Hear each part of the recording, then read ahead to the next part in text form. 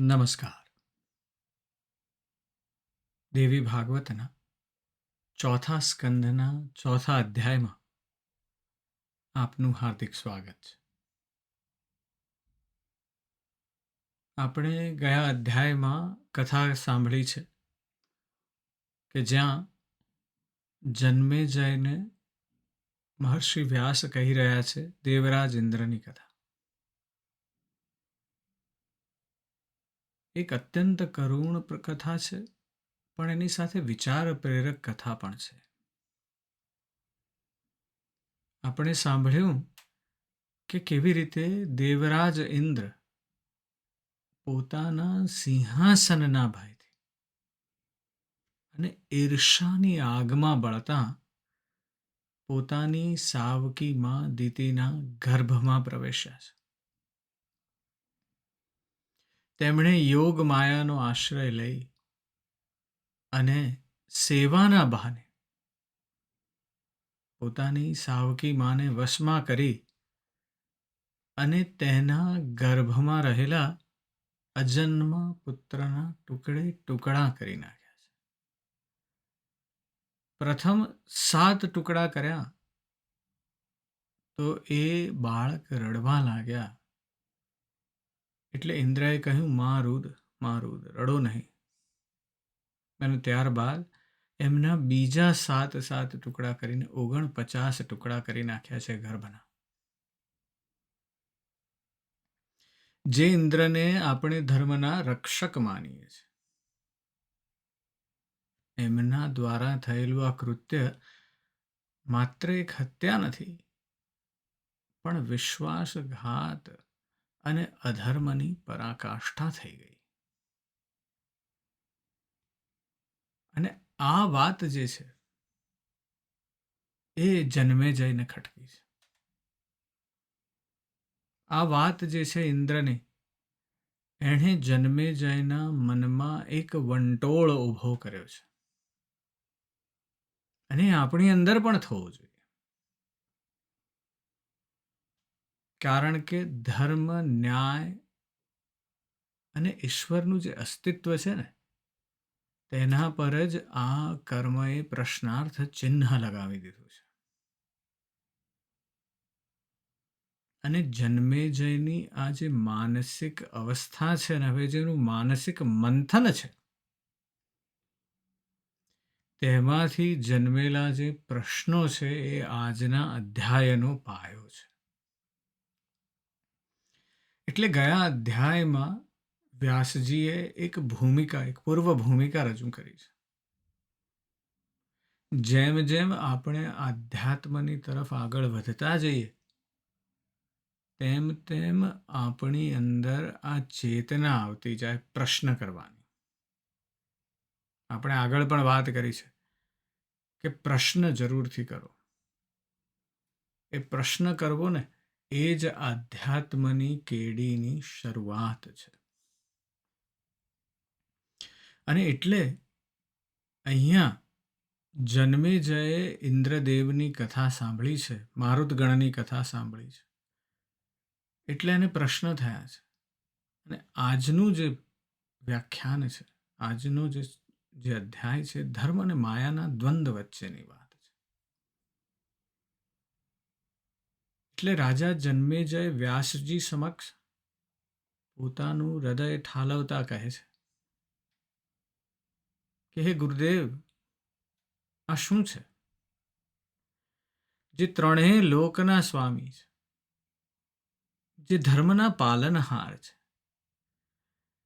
તે જ જો આવું ઘોર પાપ કરી શકે તો પછી સામાન્ય મનુષ્યનું શું કહેવું?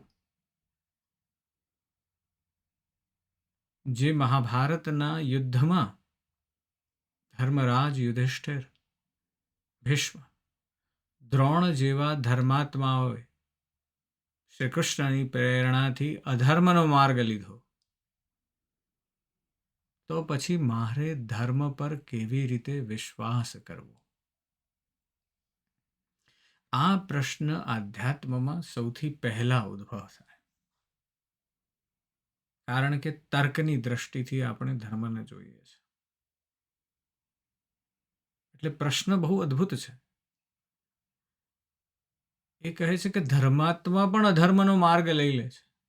ભગવાન ઇન્દ્ર છે, સ્વર્ગના સ્વામી છે, એમણે પણ આવો અધર્મનો માર્ગ લીધો. તો પછી સામાન્ય મનુષ્ય તો કેમ ન કરે? અને એટલે સચોટ પ્રશ્ન કરે છે જન્મેજય. કહે છે કે શું ધર્મ ખરેખર અસ્તિત્વમાં છે, કે પછી તે માત્ર શક્તિશાળી લોકો દ્વારા પોતાના સ્વાર્થ માટે ઘડવામાં આવેલી એક નીતિ છે? સુભાષચંદ્ર બોઝે કહ્યું હતું કે ભાઈ, તુમ્હારા ખૂન ખૂન ઓર હમારા ખૂન પાની હૈ. એવી વાત છે. એટલે જન્મેજય હવે પ્રશ્ન કરી રહ્યો છે વ્યાસજીને કે ધર્મ પર વિશ્વાસ કેવી રીતે કરવો? કારણ કે આ તો એવું લાગે છે કે જે શક્તિશાળી છે પોતે કંઈ પણ કરે તો ચાલશે, પણ જે શક્તિશાળી નથી, જે નબળું છે, એ જો કંઈ કરે તો એને બાંધી રાખવાના. આજના રાજકારણમાં પણ આ જ કંઈક એવું થઈ રહ્યું છે. તમે જુઓ તો એક તરફ શક્તિશાળી અમેરિકા છે, બીજી તરફ કેટલાક અશક્ત એવા દેશો છે, અને ત્યાં જે રાજકારણ રમાઈ રહ્યું છે ત્યાં પણ આવો જ પ્રશ્ન થાય કે આ શું સ્વાર્થ માટે ઘડવામાં આવેલી કેટલાક શક્તિશાળી લોકોની નીતિ છે, કે તમે કરો એ ખોટું અને હું કરું એ બધું સાચું? અને આ જે જન્મેજયનો પ્રશ્ન છે માત્ર તેનો નથી. તમે જેમ આધ્યાત્મની કડી પર વધતા જાઓ આગળ, એમ આ દરેક યુગનો પ્રશ્ન છે, દરેક વિચારશીલ મનુષ્યનો પ્રશ્ન છે. કારણ કે ધર્મમાં પહેલા શું કહે છે કે ભાઈ, હું કહું ને તેમ કરો, પણ કેમ કરું એવું? તમે કેમ એમ કહો છો? આ એક બહુ મહત્વની વાત છે, મર્મની વાત છે. બુદ્ધ આના વિશે એક બહુ સુંદર વાત કરે છે, અને એટલા માટે જ એ સદીઓમાં કેટલાય હજારો વર્ષ પહેલા બુદ્ધિઝમનો વિકાસ થયો છે. કારણ કે ગૌતમ બુદ્ધ કહે છે કે કોઈ પણ વાત ફક્ત એટલા માટે ના માનો કે તમે તે સાંભળી છે, because you have listened to it. કોઈ પણ વાત ફક્ત એટલા માટે ન માનો કે ઘણા લોકો દ્વારા કહેવામાં આવી છે અને અફવાની જેમ ફેલાય છે. બહુ જરૂરી છે આ સમજવું. ઘણા લોકો રૂમર્સને ખૂબ જલ્દીથી માની લે છે. આજની વોટ્સએપ યુનિવર્સિટીમાં અને ફેસબુક યુનિવર્સિટીમાં એ જ ચાલી રહ્યું છે કે બહુ બધા લોકોએ લાઈક કર્યું એટલે કદાચ સાચું જ હશે. અફવાઓ આગની જેમ ફેલાઈ રહી છે. બુદ્ધ કહે છે કે કોઈ પણ વાત ફક્ત એટલા માટે ન માનો કે તે તમારા ધાર્મિક પુસ્તકોમાં લખાયેલી છે. ફરીવાર સમજો કે વાતનો મર્મ શું છે, માત્ર માની ન લો. બુદ્ધ કહે છે ફક્ત તમારા શિક્ષકો અને વડીલોના કહેવા પર પણ કોઈ વાત ન માનો, અને પરંપરાઓમાં એટલા માટે ન માનો કે તે ઘણી પેઢીઓથી ચાલતી આવી છે. એટલે બુદ્ધ જે કહે છે એ જ જન્મેજય કરી રહ્યા છે. વિચારશીલ વ્યક્તિ પ્રશ્ન કરે છે. બુદ્ધ એટલે કહે છે કે ખાલી સાંભળ્યું છે, કે બહુ લોકોએ કીધું છે, કે અફવામાં આવ્યું છે, કે ધાર્મિક પુસ્તકોમાં લખ્યું છે, કે શિક્ષકો કે વડીલોએ કહ્યું છે, કે પરંપરાઓમાં ચાલ્યું આવતું છે, અને એટલા માટે તમે ન માનો. પણ બુદ્ધ કહે છે ક્યારે માનો? એનો પણ એ સુંદર જવાબ આપે છે. એ કહે છે કે પરંતુ અવલોકન અને વિશ્લેષણ પછી, ઓબ્ઝર્વેશન અને એનાલિસિસ પછી, જ્યારે તમને લાગે કે કોઈ પણ વાત તમારા તર્ક સાથે સુસંગત છે અને બધાના લાભ અને ભલા માટે અનુકૂળ છે, તો તેને સ્વીકારો અને તેનું પાલન કરો. જન્મેજયની વાત પણ આવી જ છે. હવે એને અવલોકન કર્યું છે ને પછી વિશ્લેષણ કર્યું છે. અને એટલે એને પ્રશ્ન થયો છે કે આ ધર્મ ખરેખર અસ્તિત્વમાં છે કે નહીં, કે આ એક ચાલ છે શક્તિશાળી લોકોની પોતાના સ્વાર્થને મેળવવા માટે. અને આપણે પણ પ્રશ્ન કરવા એટલા જ જરૂરી છે. એટલે જ્યારે આપણે દુનિયામાં અન્યાય, ભ્રષ્ટાચાર અને પાખંડ જોઈએ છે, ત્યારે આપણા મનમાં પણ આ શંકાનો જે સર્પ છે ને તે ફેણ ચઢાવે છે. અને એ શંકાને આપણે સમજવી જ રહી. કારણ કે જો એનો જવાબ તમે કોઈની પાસે જાઓ ને જો તમારા ગુરુ એમ કહી દે કે ભાઈ મેં કીધું ને એટલે, તો એ સાચા ગુરુ નથી અને એમની પાસે જવાબ પણ નથી. કારણ કે એ શંકા હંમેશા રહેશે જ કે ખરેખર હું આ સાચું કરી રહ્યો છું કે કરી રહી છું. અને એટલા માટે આ પ્રશ્નને એ ધર્મ પ્રત્યેનો સૌથી મહત્વનો પ્રશ્ન છે. અને જન્મેજય વ્યાસજીને પૂછે છે કે ભગવાન વિષ્ણુએ વામનનું રૂપ ધરીને રાજા બલિને છેતર્યા. બલિ જે સત્યવાદી, દાનવીર અને ધર્માત્મા રાજા હતા, તેને છળથી પાતાળમાં મોકલી દીધા. તો અહીં વિજય કોનો થયો? છળ કરનાર વામનનો કે વચન નિભાવનાર બલિનો? જન્મેજયે અદ્ભુત પ્રશ્ન કર્યા છે. અને આ પ્રશ્ન આપણને પણ થવા જ જોઈએ. આપણે કરીએ છીએ શું કે જ્યારે આ કથાઓ આપણે સાંભળી લઈએ છીએ, મરુદગણની કથા સાંભળી લઈએ છીએ કે બલિરાજાની કથા સાંભળી લઈએ છીએ, અને પછી આપણે કહીએ છીએ કે ભગવાન વિષ્ણુનો જય હો. પણ એની સાથે આપણે એ પણ પ્રશ્ન કરવો એટલો જ જરૂરી છે. આ ક્રિટિકલ રિફ્લેક્શન એટલું જ જરૂરી છે. તો જ આપણે એ ઊંડા સત્ય તરફ જઈ શકીશું. અને એટલે જ આ કથા આપણને એ તરફ લઈ જાય છે. જન્મેજયે બે ખૂબ અદ્ભુત પ્રશ્નો કર્યા છે, માર્મિક પ્રશ્નો કર્યા છે કે આ ધર્મ શું છે? અને તમે એમ કહો છો કે આ ધર્મ છે, તો આ ધર્મ કરનારનો વિજય ક્યાં થયો છે? અને વ્યાસજી એટલે એના જવાબમાં કહે છે કે હે રાજન, જો તમે જુઓ તો સાચો વિજય તો બલિનો જ થયો છે. અને કેમ? કારણ કે ભગવાને ભલે છળ કર્યું છે બલિરાજા સાથે, પણ બલિરાજાએ પોતાનું સત્ય નથી છોડ્યું. અને એટલે ભગવાને પણ એ ધર્મની, એ સત્યની કિંમત ચૂકવવી પડી છે. પોતાના જ છળના પરિણામે વામન બનીને આવ્યા છે ભગવાન વિષ્ણુ. અને એ જ વિષ્ણુ વામન બનીને 3 પગલામાં બધું માપી લીધું છે આખું વિશ્વ. પણ એ જ છળ કર્યું છે ને એના પરિણામે ભગવાન વિષ્ણુએ બલિના દ્વારપાળ બનવું પડ્યું છે. એટલે સત્ય, આ ધર્મ એટલો શક્તિશાળી છે કે ભગવાનને ખુદને ગુલામ બની જવું પડે છે. ભગવાનને પણ બાંધી લે છે આ સત્ય.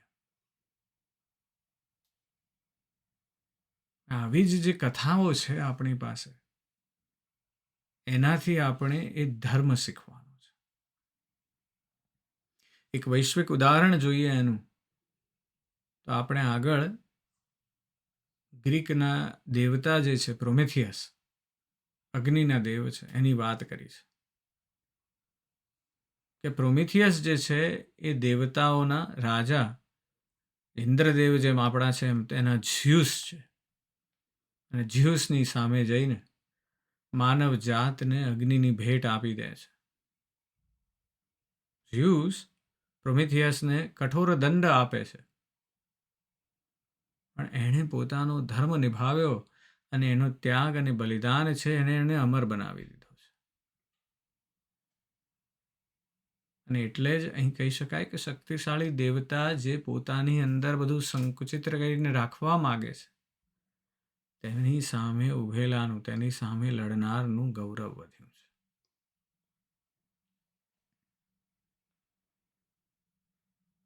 તો જન્મેજય પ્રશ્ન કરે છે કે તમે વાત કરી કે દેવતાઓ પણ આવું અધર્મનું કર્મ કરે છે, તો એમને પણ સજા મળે છે, એમને પણ ભોગવવું પડે છે. ભગવાન વિષ્ણુને દ્વારપાળ બનવું પડે છે.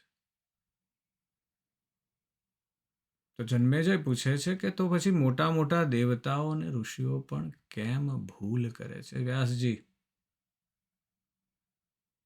જો એમને ખબર જ છે કે આ થવાનું છે, અધર્મમાં માર્ગે ગયા, તો આપણી જ કોઈક આપણા માટે જ કોઈક પ્રકારની તકલીફ આવવાની છે, તો પછી આવી ભૂલ શું કરવા કરવી? એટલે વ્યાસજી તેનું રહસ્ય ખોલે છે. અને વ્યાસજી કહે છે કે એ રાજન, આ સંપૂર્ણ સૃષ્ટિ માયાના 3 ગુણો સત્વ, રજસ અને તમસથી બનેલી છે. અને જેવો જન્મ લે માણસ કે તરત જ દરેક જીવ સાથે આ માયા જોડાઈ જાય છે અને દરેક જીવ આ માયાના પ્રભાવમાં આવી જાય છે.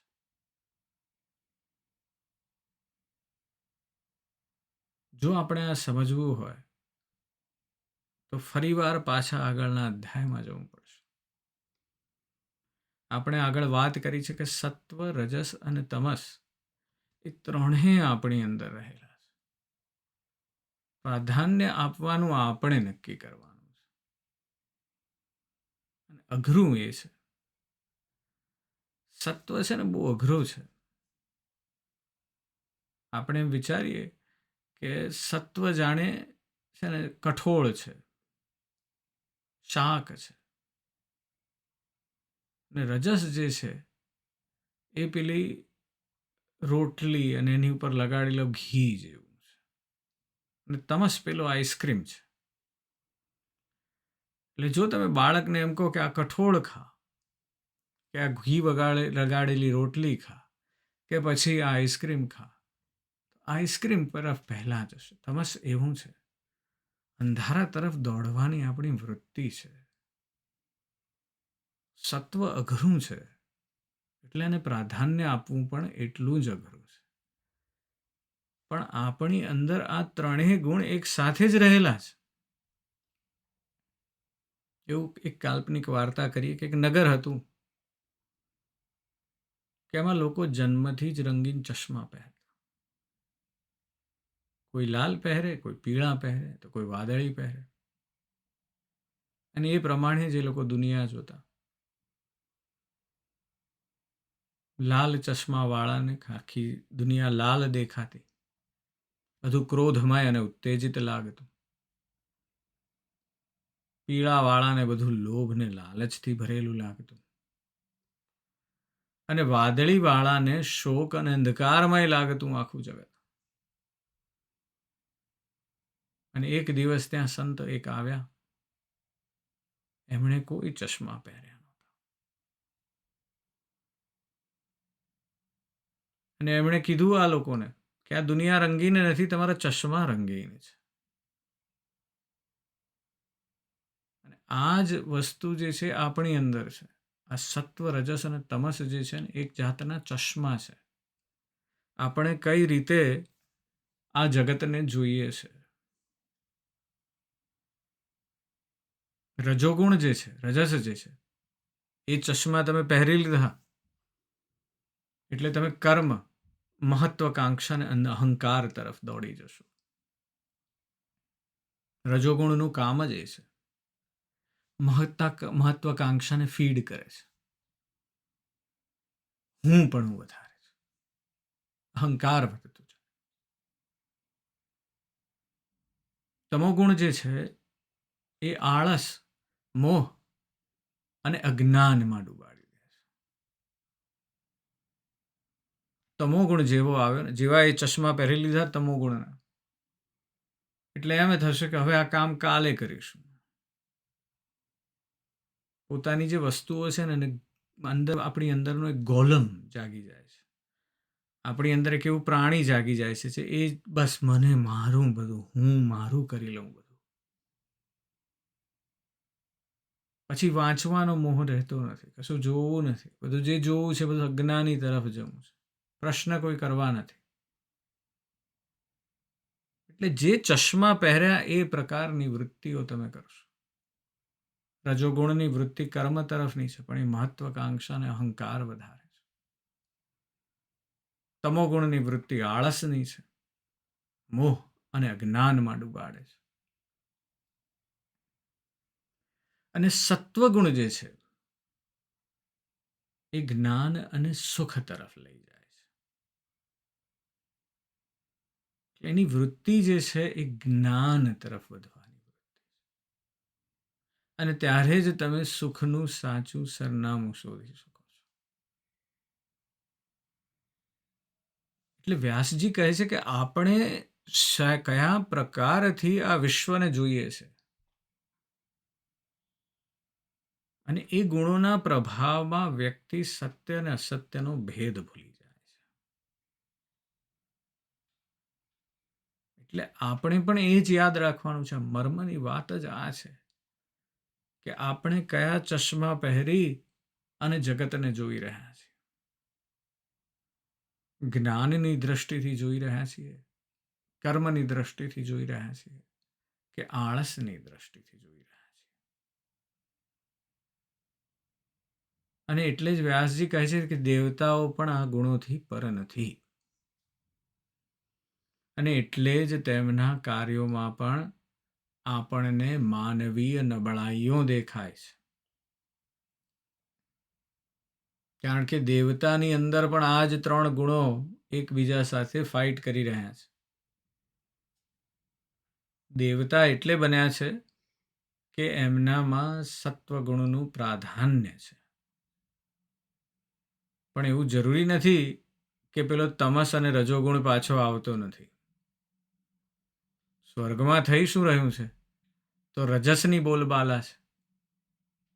તમે જુઓ સ્વર્ગમાં વાતો શું થાય છે કે ચારે તરફ સુંદર મ્યુઝિક વાગી રહ્યું છે, બહુ બધા ઉપવનોમાં બધા ફરી રહ્યા છે, ટહેલી રહ્યા છે, સોમરસનું પાન ચાલી રહ્યું છે. એટલે ત્યાં પણ સત્વગુણવાળા પણ ત્યાં જઈને રજસમાં તો રચેલા જ છે. આ સમજવું ખૂબ જરૂરી છે. એટલે દેવતાઓની અંદર પણ આ ગુણોની જુદી જુદી મહત્તાના લીધે નબળાઈઓ આવે છે. એ પણ આ ગુણોથી પર નથી.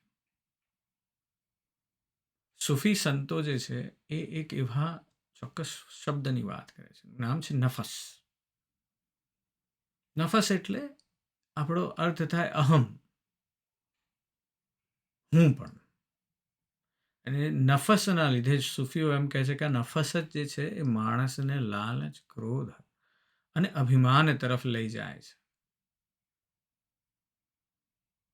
અને સાધનાનો જે માર્ગ છે એ આ નફસને શુદ્ધ કરવાનો અને તેને ઈશ્વરની ઈચ્છાને સમર્પિત કરવાનો માર્ગ છે.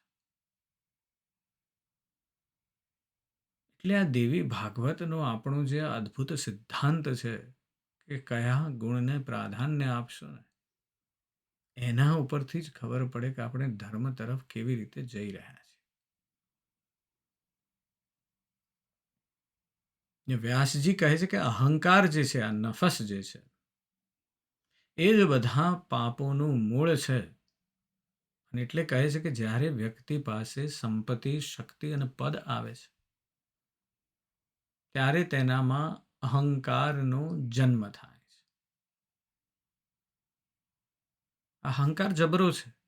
નાનામાં નાના વ્યક્તિમાં પણ આવી શકે છે અને મોટામાં મોટા વ્યક્તિમાં પણ હોય છે. જ્યાં જુઓ ત્યાં અહંકાર બની જાય છે. થોડુંક ધન આવ્યું કે અહંકાર આવી ગયો, કંઈક પદવી મળી, અહંકાર આવી ગયો, કંઈક થયું અહંકાર આવી ગયો, કંઈક ના થયું તો અહંકાર આવી ગયો. અને આ અહંકાર જે છે એ જ ઈર્ષા, ક્રોધ અને લોભ અને અંતે અધર્મને જન્મ આપે છે. ઇન્દ્રને થયું છે કે હું ખૂબ મહાન છું, અહંકાર આવી ગયો છે. અને ખબર પડી છે કે સાવકી માના પેટમાં એવો ગર્ભમાં એવું વ્યક્તિ જન્મી રહ્યું છે કે જે એનાથી પણ વધારે બળવાન થઈ જશે. એટલે ઈર્ષા જામી છે. અને ઈર્ષા થઈ છે એટલે ક્રોધ આવ્યો છે કે એવું કેવી રીતે થઈ શકે. અને એટલે જ આ અધર્મનું કર્મ થયું છે. આ હુંપણું જે છે એ જ આ અધર્મનું મૂળ છે. એટલે વાત એવી છે કે આપણે જે યજ્ઞ, દાન કે તપ કરીએ છીએ, પણ જો અહંકારથી પ્રેરાઈને કરીએ તો તે નિષ્ફળ જાય છે. તમે મોટો યજ્ઞ કર્યો પણ આગળ મોટું બોર્ડ બનાવ્યું કે ભાઈ જો આમના લીધે આ યજ્ઞ થયો, અહંકારથી પ્રેરાઈને, તો નિષ્ફળ જવાના છો. તમે ભલે ને ગમે તેટલા મોટા સંત હો અને તમે ખૂબ સુંદર પ્રવચન આપતા હો, પણ તમને એમ થયું કે આ મારા પ્રવચનથી આમનું જીવન બદલાઈ જશે, એ અહંકાર આવ્યો ને, એટલે એ તમારું પ્રવચન નિષ્ફળ ગયું. તમે ક્યાંય મંદિરમાં કે કોઈને દાન આપ્યું પછી 50 જણને કીધું કે જોઈ લો કેવું દાન આપ્યું, મોટા અક્ષરે લખાવડાવી દીધું કે ભાઈ આમના દાનથી આ ચાલે છે. અહંકાર આવ્યો અને એ દાન નિષ્ફળ ગયું. તમે તપ કરવા બેસી ગયા છો, તપ કરવા બેઠા છો ને પછી બધાને ખબર પડી એટલે બધાને કહો છો કે ભાઈ હું તપ કરવા બેઠો છું કે બેઠી છું, અને આપણા જેવું તપ કોઈ કરતું નથી. એ અહંકાર આવ્યો ને એટલે તપ પણ નિષ્ફળ ગયું. એટલે વ્યાસજી કહે છે કે અહંકાર જે છે ને એ બધું નિષ્ફળ કરી દે છે, ધર્મને નિષ્ફળ કરી દે છે. અને એટલે વ્યાસજી અહીંયા દ્રવ્ય શુદ્ધિનો અદ્ભુત સિદ્ધાંત આપે છે. એ ઉપયોગ કરે છે ઉદાહરણનો યજ્ઞમાં વપરાતી સામગ્રીનો. અને કહે છે કે જો કોઈને દુઃખ પહોંચાડીને અને કોઈનું શોષણ કરીને અને એમ કરીને ધનથી ધર્મ કાર્ય કરવામાં આવ્યું હોય તો એ પુણ્યને બદલે પાપ જ આપે છે. આ બહુ જરૂરી છે સમજવું કે તમે કોઈનું શોષણ કર્યું છે તમારા પોતાના કર્મ યજ્ઞમાં કે ધર્મ યજ્ઞમાં કોઈ પણ રીતે, અને પછી એ શોષણ કરીને તમારી પાસે જે સંપત્તિ આવી છે, જે શક્તિ આવી છે, એના લીધે તમે કોઈ ધર્મ કાર્ય કરવા જઈ રહ્યા છો, તો એ તમારા પુણ્યનો પોટલો નથી બાંધતું, પાપનો જ પોટલો મોટો થઈ રહ્યો છે. આ વાત સમજવી, આ મર્મની વાત સમજવી ખૂબ જરૂરી છે. શરૂઆતમાં આપણે જ્યારે કોઈ પણ કર્મ કરવા જઈએ છીએ, એક એવો યુવાન મિત્ર છે જેણે સફળ સ્ટાર્ટઅપ બનાવી, અને શરૂઆતમાં તો ખૂબ જબરજસ્ત આદર્શો સાથે ચાલુ કરી, પણ જેમ જેમ સફળતા મળતી ગઈ એમ એમ થોડો નશો ચઢતો ગયો સફળતા, અને પછી ક્યાંક ને ક્યાંક બધું સમાધાન થવા લાગ્યું. ક્યાંક કર્મચારીઓનું શોષણ થયું, ક્યાંક ગ્રાહકો સાથે છળ કર્યું, ક્યાંક કંઈક નુકસાન થયું, પણ દાન ખૂબ મોટું કર્યું. મંદિરો બનાવવા જેટલું દાન કરી દીધું. અને વ્યાસજી કહે છે કે શું આ ધર્મને, આવા પ્રકારનો જે ધર્મ કર્યો છે એને ભગવાન સ્વીકારશે? ગ્રીક ટ્રેજેડી જે છે એમાં હુબ્રિસ નામનો એક શબ્દ છે. એ મહાનમાં મહાન નાયકોના પતનનું કારણ બન્યો છે. હુબ્રિસ એટલે અતિશય ગર્વ અથવા અહંકારનો જે નશો છે એને હુબ્રિસ કહેવાય. આ માત્ર અભિમાન નથી, પરંતુ એક એવો ઘમંડ છે કે એ વ્યક્તિને એવું માનવા પર મજબૂર કરી દે છે કે એ નિયતિ અને કુદરતના નિયમોને અહંકારને ઈશ્વરથી પણ પર છે. આ એવો અહંકાર છે કે જે પોતાના વિનાશને જાતે જ આમંત્રણ આપે છે.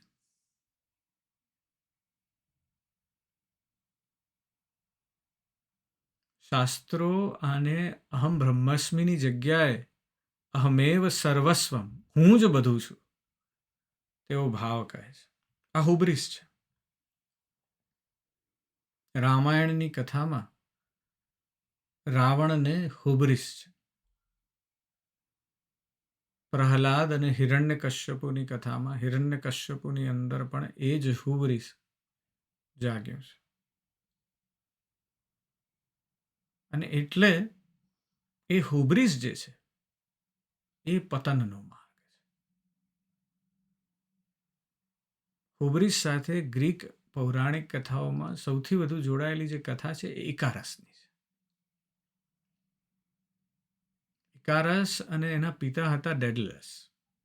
ડેડલસ એક મહાન શિલ્પકાર હતા અને ક્રીટ ટાપુ પર તેમને કેદ કરવામાં આવ્યા હતા.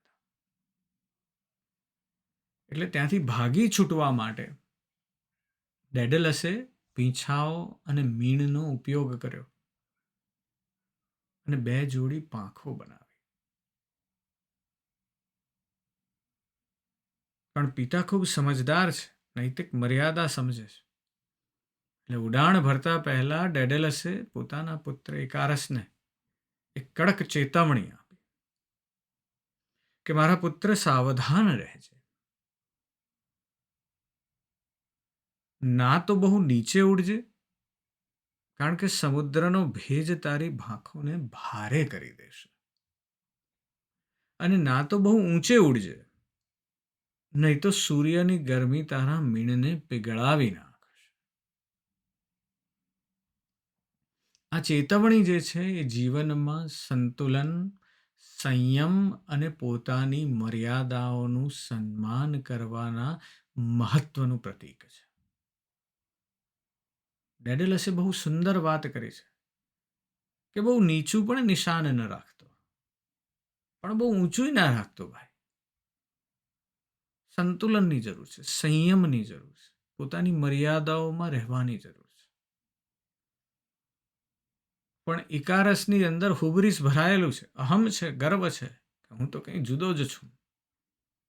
અને એટલે પેલી પાંખો લગાવી પીંછાને મીણથી બનાવેલી ડેડલસ અને ઇકારસ પિતા સાથે આકાશમાં ઊંચે ચડ્યો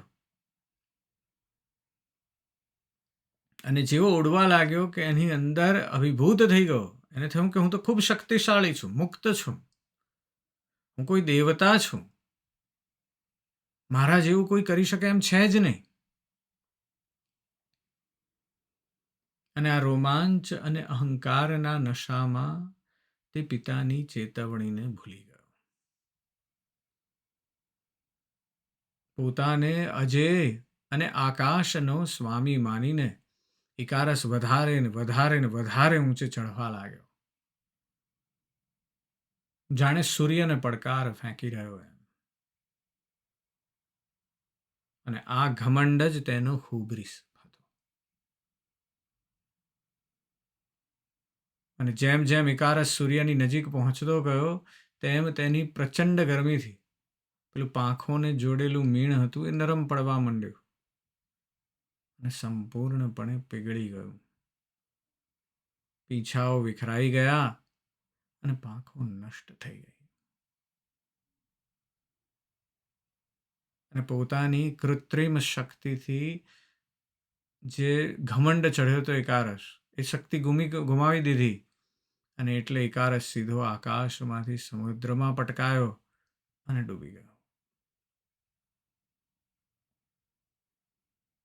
એટલે આ ગહન બોધ જે છે, આ મર્મની વાત એ છે કે ઇકારસનું પતન તેની પાંખોમાં કોઈ ખામીને કારણે નહોતું થયું,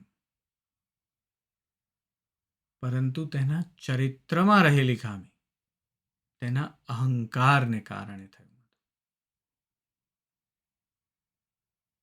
એનું અભિમાન જે છે એને પોતાના અસ્તિત્વના મૂળભૂત નિયમોનો અનાદર કરવા તરફ પ્રેરી ગયું હતું અને એટલે જ એને વિનાશ તરફ દોરી ગયું. એટલે આ જે અહંકાર જે છે, આ હુબ્રિસ જે છે, એ જ્ઞાનીઓ અને દેવતાઓના પતનનું પણ કારણ બને છે. વ્યાસજી અદ્ભુત વાત કરી છે કે આ માયાનું જે આવરણ છે એનાથી કોઈ બચી શકતું નથી. એટલે આપણે આ અધ્યાયનો સાર આપણા મનમાં સતત કંડારી રાખવાનો છે કે ધર્મ એ કોઈ બાહ્ય નિયમો કે કર્મકાંડોનું નામ નથી. ધર્મ છે ને એક આંતરિક યાત્રા છે. અને જ્યાં સુધી મનમાં અહંકાર, ઈર્ષા અને વાસનાનો કચરો ભરેલો છે ત્યાં સુધી બહારની શુદ્ધિ વ્યર્થ છે. સાચો ધર્મ તો મનની શુદ્ધિ કરવાથી જ થાય છે. આપણે સમજવાનું છે કે આપણે બધા માયાના આ નાટકના પાત્રો છીએ. એટલે ભૂલો તો દેવતાથી પણ થાય છે, તો આપણે તો સામાન્ય મનુષ્ય છીએ. પરંતુ આપણું કામ શું છે? જાગૃત થવું. નફસ તરફ, એ અહંકાર તરફ ધ્યાન રાખવું કે હું અહીંયા જોઈ રહ્યો છું અને પોતાના મનના દોષોને ઓળખીને આપણે તેને દૂર કરવાનો પ્રયત્ન કરવો. અને એ જ સાચી આધ્યાત્મિકતા છે. અને ભગવાનની સાચી પૂજા એ જ છે કે આપણે જે પણ કર્મ કરીએ તે નિસ્વાર્થ ભાવે કરીએ, શુદ્ધ હૃદયથી કરીએ અને બીજાના કલ્યાણની ભાવનાથી કરીએ.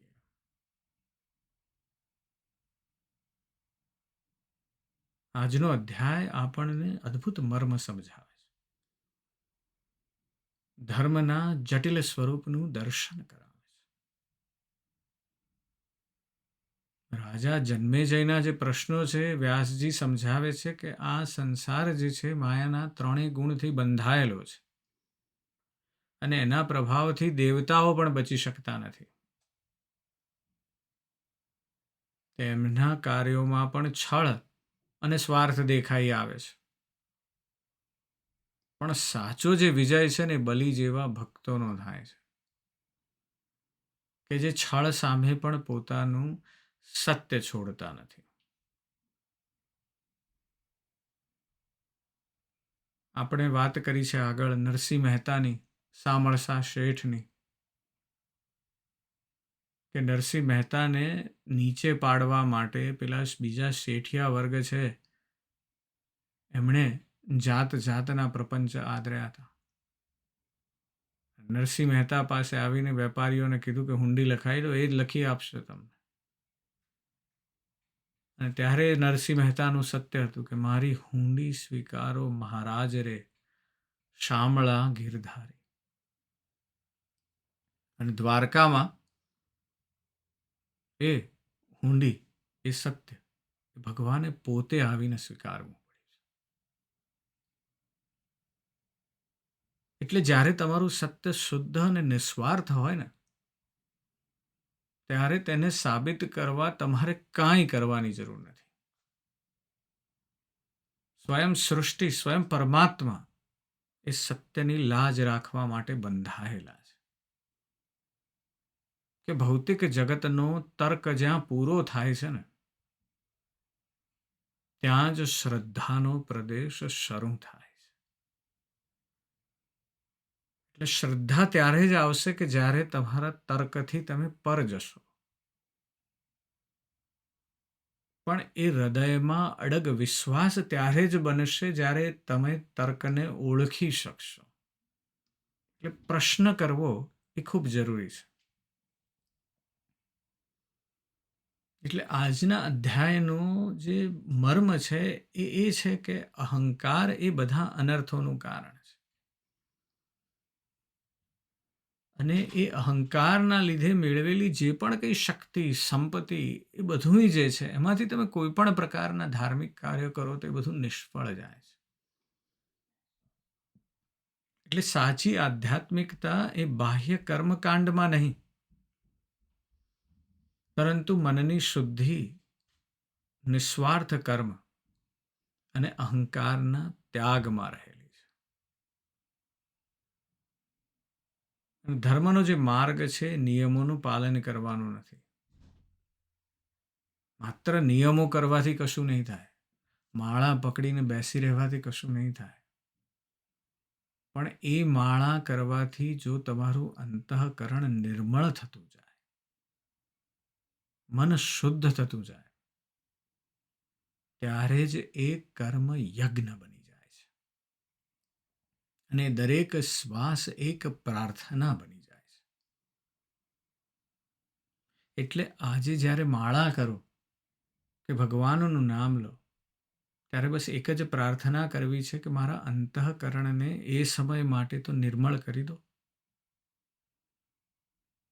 તો જ માયાના બંધનમાંથી મુક્ત થઈ શકાશે. નહીં તો એ જ કુકરની સીટી વાગશે અને કોઈને ગેસ બંધ કરવાનું કહેવું પડશે, ને કાં એ જ કોક બેલ વાગશે ને એ જ કંઈક પેકેજ લેવાની વાત થશે, અને કાં કોઈક બીજાના કેમ કરીને સારું કરવું ને ખરાબ કરવું ને કોણે મને શું કીધું, એ બધું સતત તમારા મનમાં આવ્યા કરશે. એટલે થોડા સમય માટે શરૂઆત ત્યાંથી કરવાની છે. એક ક્ષણ માટે પણ અંતઃકરણને જો નિર્મળ બનાવી દઈશું તો બીજી ક્ષણ માટેની ઈચ્છા થશે. અને એ જ આજના અધ્યાયનું મર્મ છે. આજે બસ આટલું જ. હું તમારી અંદર બેઠેલા તે પરમ તત્વને પ્રણામ કરું છું. નમસ્કાર.